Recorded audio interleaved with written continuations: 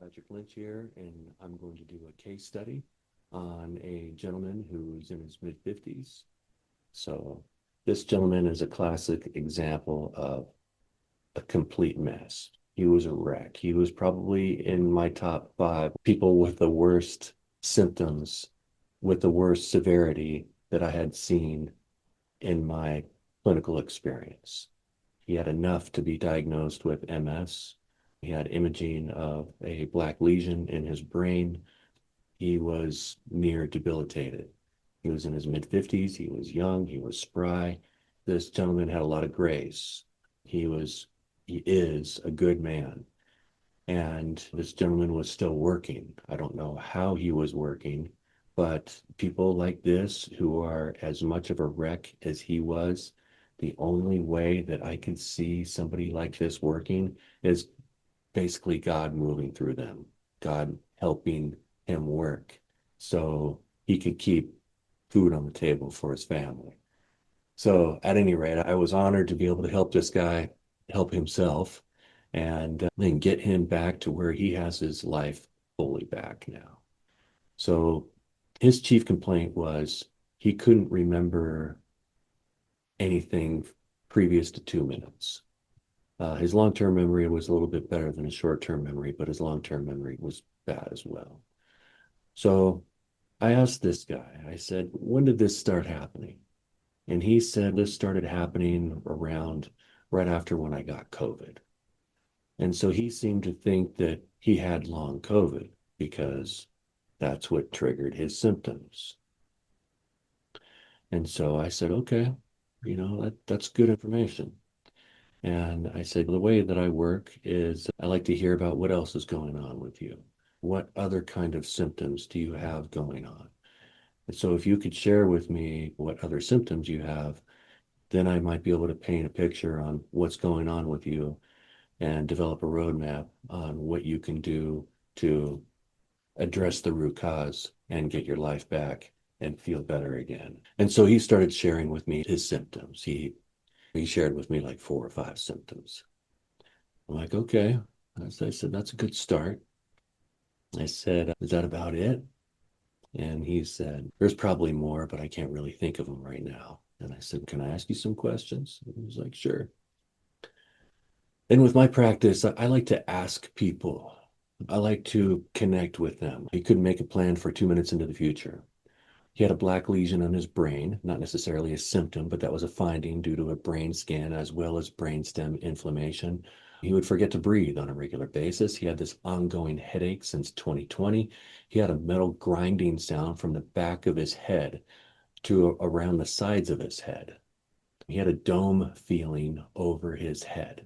So I hypothesized that maybe this man wore a hat. When you wear a hat and you have chronic infections, SIDS or something like that, and then you go to take off your hat, a lot of times you still feel like you have a hat on your head. I don't feel like I have a hat on my head, but I did at one time because I had Lyme disease and co-infections at one time. And so when I would go to take off my hat, it would feel like I still had a hat on my head. It was a very strange feeling. So he had hearing loss. The color in his vision would disappear. He had really thick saliva. He would dry heave from about 5 minutes to an hour or 2 hours, 3 to 6 times a week. This guy would dry heave out of nowhere for up to 2 hours, 3 to 6 times a week. He had sharp pains in his chest. He had sensations of glass in his body. It would feel like his body was on fire at random times. His body temperature wouldn't regulate right. Sometimes it would feel like the lower part of his body was on fire and the upper part of his body was ice cold. He would have 5 different colors of diarrhea, 10 to 15 episodes daily. When he urinated, he would have to sit down to urinate.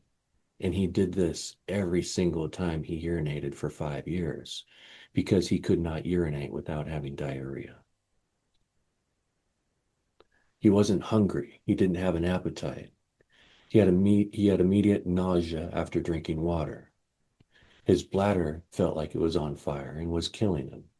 When he would go to grab a sandwich or grab something to eat, he would bite his hand instead of the sandwich. He had roaming joint pain. At one moment, he would have wrist pain, then an elbow pain, then knee pain. He would have nosebleeds. When he would blow his nose, blood would come out. He would bruise easily. His coordination was not good. He had significant hair loss, severe anxiety. He had night sweats, drenching night sweats on an intermittent basis. He had calf cramping and muscle soreness everywhere. He had gripping, aching pain in the chest region. He had ear pain and tinnitus.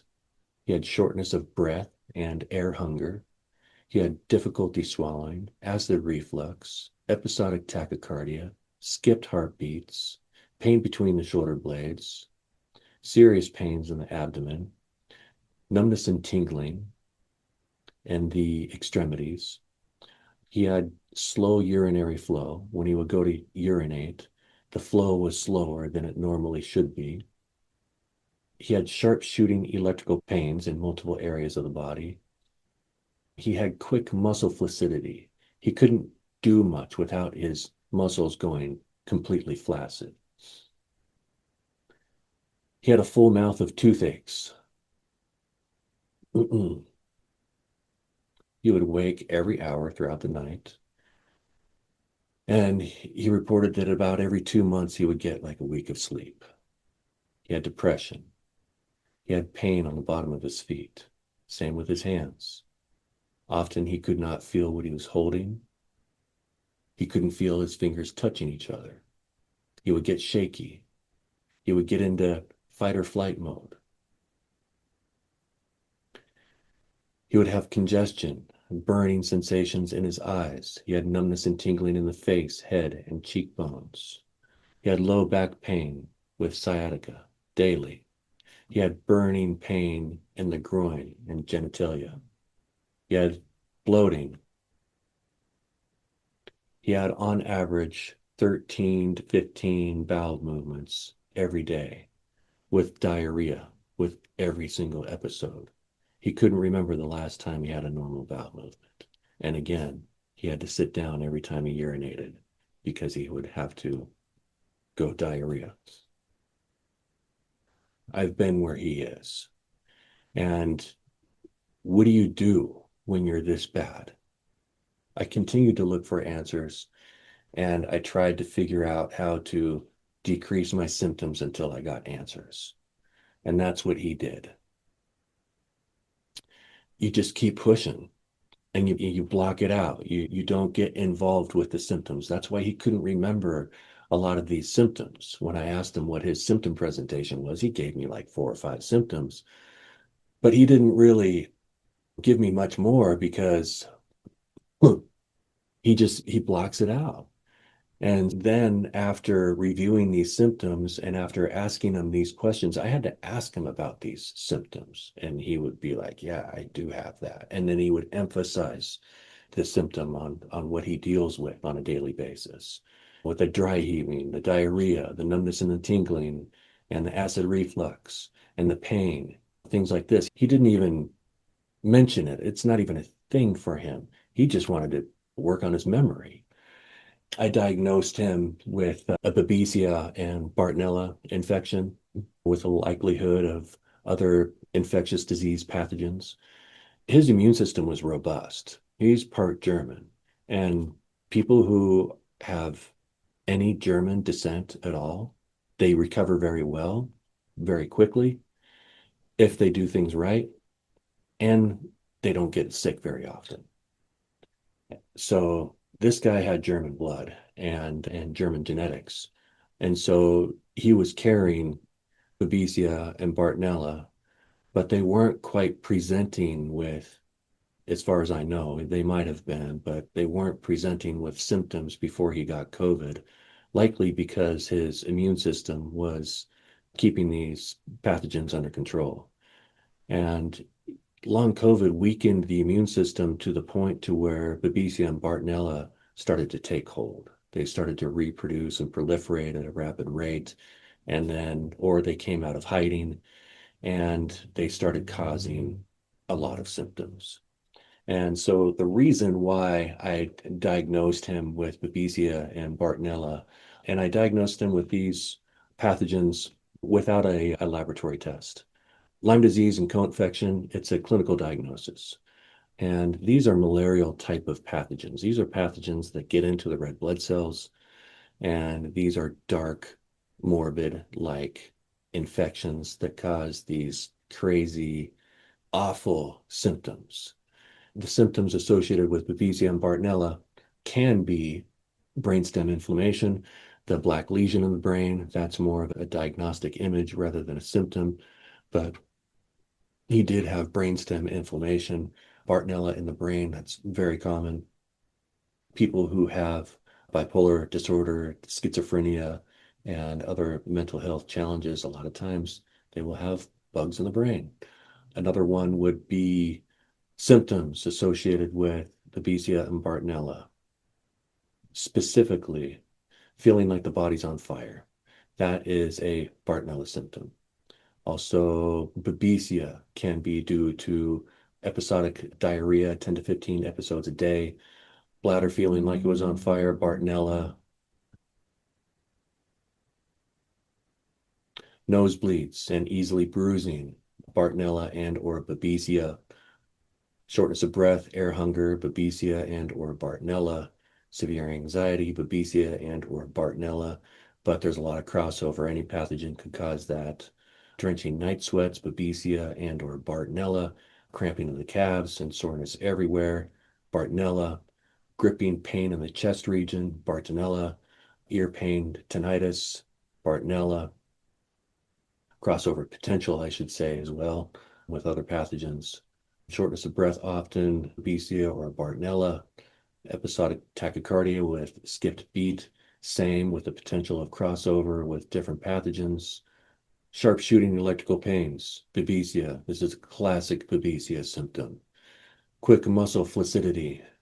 Yes, there is potential for other pathogens. A lot of times Babesia will cause this. Energy is not great until you go to use it. So this is a very interesting symptom. People with chronic Lyme disease, like Borrelia infection, they'll feel tired. They'll feel tired a lot. People with Babesia, Bartonella, they feel like they have energy, but when they go to use it, they have none.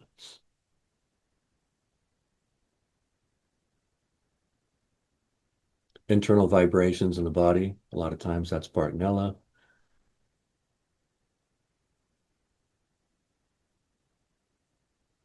Burning in the eyes, Bartonella. Burning pain in the groin and genitalia, Bartonella. So that's why I diagnosed this gentleman with Babesia and or Bartonella with a likelihood of other infections. So how does one make sense of Babesia and Bartonella with these type of symptoms? So that's another podcast in itself, but we can go over it. We can go over a little bit of it. Air hunger, shortness of breath, tachycardia. So what happens is when the microbe gets into the red blood cell, consumes the oxygen in the red blood cells carry oxygen throughout the body. And when pathogens get into the red blood cells and consume the oxygen, our body starves for oxygen. And so when the body starves for oxygen, that increases the heart rate to move the blood around the body faster to get what oxygen we do have in the blood everywhere where it needs to go in the body. And then we also have shortness of breath or air hunger because it's the body's response of trying to get more oxygen into the body to process and to deliver to the red blood cells so the blood can move throughout the body to nourish the body with oxygen. And shortness of breath is going to cause rapid breathing. And when we have rapid, shallow breathing, that's also going to produce a rapid heart rate. So when you have shortness of breath, air hunger, tachycardia, calf cramping, easily bruising because Bartonella, specifically likes to get into the vascular tissue and it weakens the vascular tissue. And so then when you get bumped or something like that, then people bruise easy. The vascular tissue gets weak with Bartonella, hence the nosebleeds and things like that. Burning pain. Burning pain is a symptom of Bartonella. Why is burning pain a symptom of Bartonella? I don't know, but I do know that's a symptom of Bartonella. And it's one of those symptoms that is categorized as Bartonella based on the positive laboratory diagnosis of thousands of people. So that's one thing that Dr. Horowitz did, was he categorized symptoms based on positive diagnostics. And that's where I get my information to clinically diagnose people with chronic infections and different types of infections. Why is burning pain Bartonella? I want to hypothesize that it's likely the antigen that gets released from the pathogen. And antigen is the waste material of a pathogen. The pathogen causes a particular type of symptom based off of its toxic waste. And Bartonella, it's burning pain. Babesia, it's electrical, sharp shooting pain. I diagnosed this man with multiple systemic infectious disease syndrome. I explained to him that COVID probably opened the door for the chronic infections that he was already carrying to reproduce at a faster rate and start to take hold on his body and leave antigens behind and start to cause symptoms. He did likely have an infection in his brain, hence the black lesion that was seen in his brain due to the brain scan. And then these other symptoms came up. So treatment, how do you treat somebody like this? There are many different ways that you could treat somebody like this. I don't do testing. I don't want to test people. I think testing is a racket.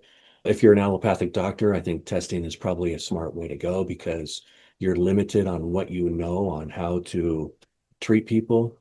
And natural medicine doctors like myself and Chinese medicine doctors, they're limited as well. We all have our limitations, but I have a broader scope on how I can treat people and go after all categories of infections. So the reason why I don't like testing is because you have a positive diagnosis for something doesn't mean that's the active infection causing your set of symptoms. And this happens so much. You have to be educated. A doctor has to be educated on symptoms associated with particular pathogens. Dr. Richard Horowitz did the legwork for this. He has tested over 14,000 people with chronic illness and categorized their symptoms based on their positive diagnostics. He has the information laid out, and it's all easy to understand why people have these symptoms. You can hypothesize, you can cross-examine your hypothesis by looking in the medical databases for those of us who have access to the medical databases. If they aren't regulated, I explained to him that he had chronic infections and that were unleashed by COVID. And so my approach is to go after all categories of infections and leave nothing behind. But I got my eye on these malarial bugs. I hypothesized that he's got malarial infections in the vascular tissues of the brain. I hypothesized that he has a systemic infection in the vascular system, period, due to him bruising easily, his neurological inflammation, as well as symptoms that were systemic everywhere in his body. He had symptoms in his brain, in his eyes, in his nose, in his ears. He couldn't swallow. He had symptoms in his heart. He had symptoms in his stomach. He had symptoms in his intestines. He had symptoms in his ribs, in his flanks, in his back. He had sciatica. He had symptoms in his bladder. He had symptoms in his legs. He had symptoms in his feet, in his toes. Everywhere in his body, he had symptoms. So how long do you think it's going to take somebody like this to clean them out? You just take an antibiotic and 10-day course and you're good to go. You got to think bugs. People who have had chronic infections for decades that were dormant, they get into every tissue of the body. It takes a while to clean the body out. Number one, I told him, I said, okay, look, this is not forever, but this is going to be a treatment approach to basically clean your body out. We're going to start by cleaning out your gut, your stomach, your intestines. We're going to rebalance the bacteria there. The herbs from these formulas are going to get into the blood. They're going to start cleaning out your plasma. Once the plasma is clean enough, then even though the plasma gets clean, the tissues will continue to dump pathogenic waste into the plasma for the liver to filter. And so once that plasma gets clean, then we start penetrating the red blood cells with another formula. And then once the plasma and the red blood cells are clean, then the treatment starts to diffuse into the tissues. And then we go from there. So basically what I have people do, number one, is I provide them dietary modifications. I could basically call it don't feed the bug diet. This is about not feeding the infections. Yes, it is keto, mostly keto, but it's not keto. At the same time, I do not call it keto, but it is mostly a keto diet. So this diet is something that I had to figure out because I was riding the ridge of life and death. And if I ate one thing that fed the infection, I could be hospitalized. I was hospitalized 4 times in 4 months, almost died 2 or 3 of the times I was in there. At any rate, I had to figure out pretty quickly on what I could eat and what I couldn't. And then after I figured out I had chronic infections, it took me 8 months to annihilate them. And then I furthered my research in my doctorate program to prove my theories on what fed infections. And so now I have this diet. You can call it an anti-inflammatory diet. You can call it a no histamine diet. You can call it anything you want. But what I call it is don't feed the bugs. So basically, you got to stay away from fructose, sucrose, lactose, maltose, alpha galactose, and mucilage. Glucose is fine. I don't know why glucose doesn't feed infections, but it doesn't. And that's a darn good thing. Dietary modifications, number one. So number two, I get people to start detoxing right away. So for the first 7 days, I have people doing dietary modifications. I had this gentleman do dietary modifications, take S-acetylglutathione every day, twice a day. And for the duration of treatment, this gentleman did the dietary modifications and the S-acetylglutathione. But he started by doing the dietary modifications and the S-acetylglutathione. We wanted to get the body ready. We wanted to get his body ready by not feeding the bugs in his body, as well as we wanted to get the detox process going with S-acetylglutathione. S-acetylglutathione is the chief at detoxification.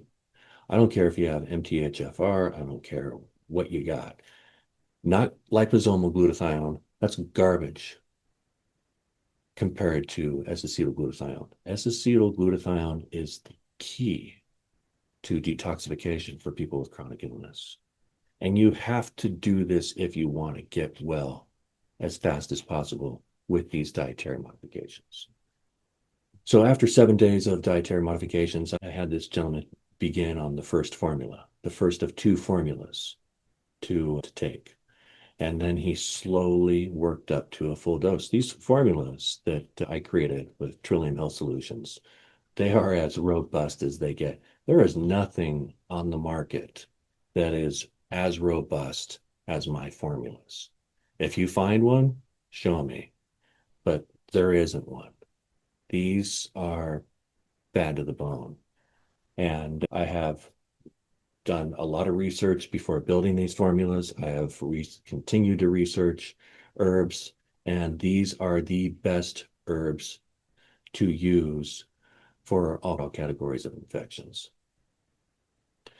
So basically what I did when I was in my doctorate program was I researched what's the top herb to kill widespread bacteria. And so I came up with Scutellaria, philodendron, golden seal, coptis. And what I would do is I would cross-examine them with other herbs. Which herb was the best in terms of killing widespread bacteria in vitro and in vivo, which means in a test tube and in the body. Scutellaria was the best for widespread bacteria. Okay, what was the best for yeast, fungus, and mold? Scutellaria was the best for yeast, fungus, and mold. Olive leaf was also in the picture for examining. So Scutellaria and what herb was the best herb for malarial type of protozoas and bacteria? Wormwood, also Cryptolepis. So he would start out by taking half a capsule on day one and see how his body responded. If he responded well, then he would move up to a full capsule. He moved himself up to a full dose probably within 10 days, which is pretty fast. And then once he was at a full dose of 5 capsules twice a day of the first formula, he rode that for about 7 days and then included the second formula. The first formula basically goes after widespread bacteria, yeast, fungus, and mold, protozoa, virus, and there's other systemic functions as well that help aid in circulation, help calm and soothe the mind, and helps clean the blood vessels and helps with detoxification. So you got to have other herbs in a formula for systemic function to help optimize the treatment rather than just have bug killers in there. And so again, then when he was up to a full dose of the first formula, then we incorporated the second formula. And when he was able to take the second formula, he moved up to a full dose of the second formula, which is 4 capsules twice per day. So now he's cruising at 5 capsules twice a day at one formula, 4 capsules twice per day of second formula, and he's taking 600 to 800 milligrams of S-acetylglutathione per day, and he's doing the dietary modifications.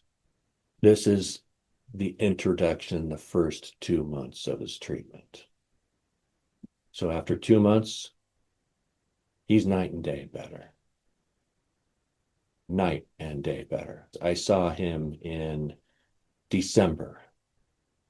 So January, February. Let's go over his check-in. 25% improvement with his memory. Much better in terms of forgetting to breathe. Headaches significantly reduced. Metal grinding from the back of the neck and the sides of the head only happened twice the previous month. And this was the February check-in. This was a daily occurrence before that. The dome feeling over the head was less, hearing loss is changing, no loss in color in his vision. In February, his thick saliva was almost normalized. Dry heaving was gone. Sharp pain in the chest went from severe to mild. Sensations of glass in his body, he had none. Felt like his body was on fire, none. Diarrhea, 10 to 15 episodes a day. He had 2 episodes in the month of January after starting these dietary modifications and starting treatment. At the 2-month check-in, he had 2 episodes. His appetite is amazing. He went from not having an appetite to a pretty hungry guy. After 2 months, again, looking at the grabbing the sandwich and biting his hand, and it was better. That had improved. Joint pain, neck still crunches, but less pain. No more nosebleeds. Bruising improved. Coordination improved. Hair loss improved. Anxiety, huge reduction. Drenching night sweats were none. Cramping, none.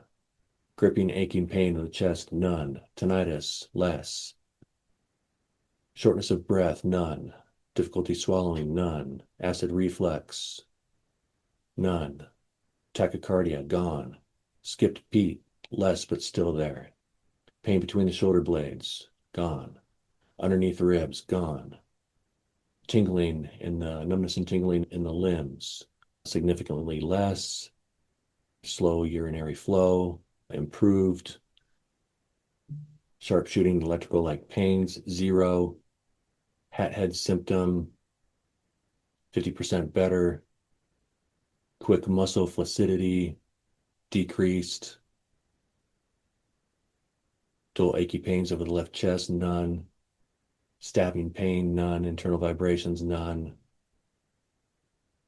Better sleep. Pain at the bottom of the feet, none. Same with the hands, a little bit of soreness, but better.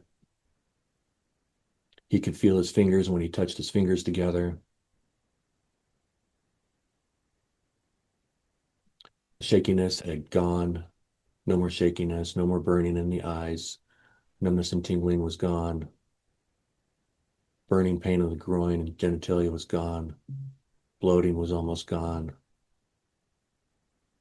Bowel movements were normalized. So this is after 2 months.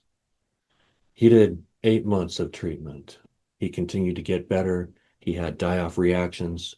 We rotated the second formula out to another formula to offset pathogenic resistance with Babesia and Bartonella. Babesia and Bartonella will develop resistance to about anything that you throw at it within 7 weeks. Research says 8 weeks, but clinically I've seen 7 weeks. So right at the 7-week mark,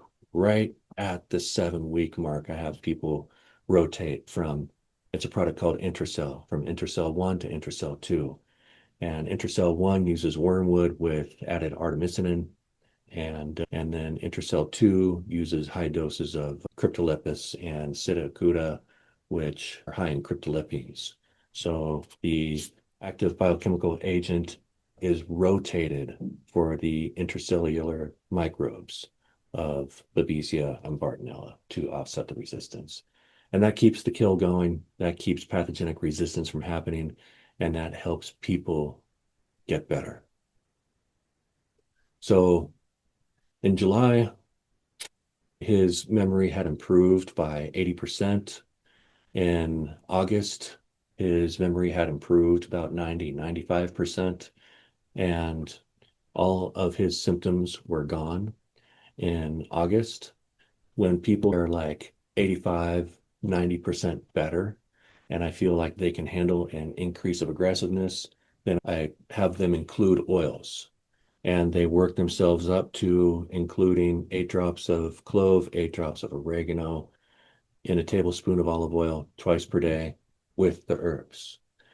Usually when people pick up aggressiveness, always, they feel more die-off. They're like, oh, okay, there is more there. I do feel more die-off. I am getting some die-off headaches, and I get a little bit fatigued after I take the herbs and the oils. Whereas before we start with the oils, people just feel good. People are like, all right, I feel done. And then we pick up aggressiveness, and they're like, oh, I'm having die-off. There is more there. I do have some headaches. I do have some fatigue. And then they get to the point to where they feel good again. And they're like, okay, I think I'm done. I feel great. I'm like 90%. And then I remove the first formula, and I replace it with a formula that basically dissolves biofilms and cysts in the body. It's very aggressive. It's more aggressive than you'll find anything on the market in terms of breaking open cysts and biofilms. I'm a Chinese medicine doctor. I'm an herbalist, and I'm very skilled at understanding how herbs work in the body, and I understand what it takes to open up cystic formations and dissolve biofilms. And so SpiroClear 2 is a very aggressive formula at dissolving biofilms. You don't want to use SpiroClear 2 when you have active symptoms that are bad. You want to wait till the body is cleaned up before you start breaking open biofilms. Doctors, a lot of times, Lyme disease doctors will say, oh, they're not getting better. It's because of the biofilms. Oh, they're not getting better because they have cysts and biofilms. We need to open up the biofilms. You have to get them better first before you open up biofilms. Because if you open up biofilms and cysts before you get them better, then you're just going to be releasing more pathogen into the body, into an infected body with a high pathogenic load, and you're going to make somebody worse. It's very important to make sure to increase aggressiveness slowly at the right time and in the right way. So generally people will take SpiroClear 2, the biofilm and cyst breaking formula, for about 5 months. In this gentleman's case, he took it for about 3 months. He was just, I think he took it for about 4 months, actually. He was symptom-free for a long time. And the rule of thumb with Lyme disease for a lot of doctors, and, I take it into consideration, but don't make it as a rule. If people are symptom-free for 2 months, then, you can release them. Then it's not likely that they're going to have a recurrence. My intention is to root out all pathogens in the body. And he was on that formula for about, probably 4 months, three months. And then when you take that formula as well, when you take that formula, generally people are going to feel it on their first dose. You're going to open up cysts and dissolve biofilms with your first dose of herbs of this formula. And when you have the oils on board, the other formula on board, antimicrobial properties, and the cyst breaking formula, you have enough antimicrobial properties on board to help neutralize what comes out of cystic formations as SpiroClear 2 dissolves it. And so then people are on SpiroClear 2 until they're finally symptom-free, and they remain that way for a month or two. And then I give them one more formula. So after that, once they get to a point to where they're 100% better and they're feeling like they're done, then I take away SpiroClear 2, I take away Intercell 1, I keep them on the oils, I increase the dose of the oils, and there might be some more oils involved. And then I give them bags of herbs, like some sticks and twigs and thorns and some bugs. And I'll use certain type of insects to really go deep in the body to open up cysts and biofilms really quickly. And this is to make sure to do what SpiroClear 2 did not do. And generally, I'll have people do this formula for about 20 days or so. And so I had this gentleman do it for about 2 weeks. He probably responded once as if he opened something up. The rest of the time, he was fine. And so I released him from treatment, educated him on what it takes in order to prevent the return of chronic illness, and what it takes to prevent a pathogenic load from gradually increasing in time as life goes on. We're taught to eat well, we're taught to take some supplements to optimize our health, but we're not taught to keep our bugs under control. We live in a world full of microbes, of pathogens, good microbes, bad microbes. And when they get into the body, our immune system doesn't kill all of them. They get into the body, they set up camp, they change their DNA to where they're half us, they're half human DNA, they're half pathogenic, so our immune system can't identify them. And then they just start consuming us slowly. And then they multiply. And then if we eat a bunch of sugar and drink alcohol and have stressful lives, then they're going to multiply faster. And then we're going to start having symptoms due to degeneration, antigen release, inflammation due to the body identifying that there's something wrong, but it doesn't know what or where. And so by learning how to prevent this from happening is key. And so I educate all my patients on what to do to prevent this from happening again. When they're done, people don't need to take the herbs. They don't need to take any oils. They don't need to do the dietary modifications.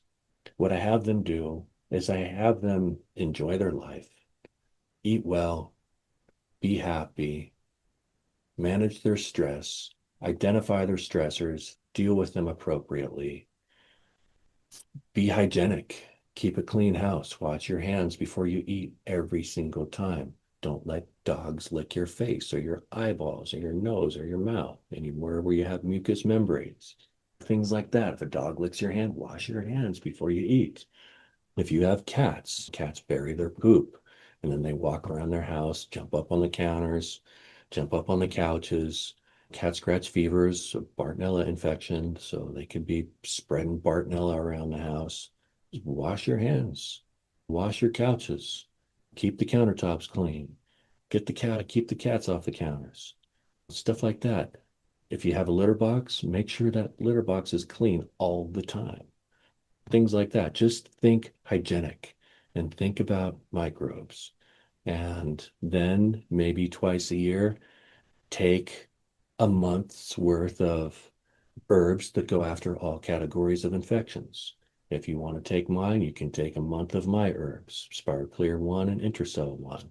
If you want to do your own research and find out what the best herbs to use, the best herbs to use to take once a month for a year are basically Scutellaria, wormwood, olive leaf, and eat a bunch of citrus on a regular basis to help keep the vascular system clean. Things like that. At any rate, this gentleman is back. He's got his life back. He's doing well. And we will see if I can interview him and see how he handled the protocol.